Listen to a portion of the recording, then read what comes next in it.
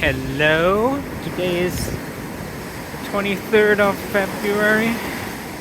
Well, the temperatures are above 70, so very comfortable. The wind slowed down tonight. It's nice, and we have a sun. We had a sunset here already. Sun is already gone, and because of the foggy weather, we just have a nice colorful veil in the sky.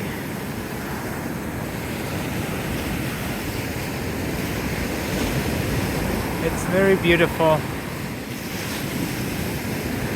and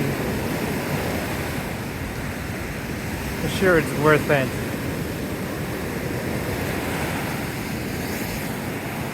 Beach walk, even when it's gray, we have a little bit of opening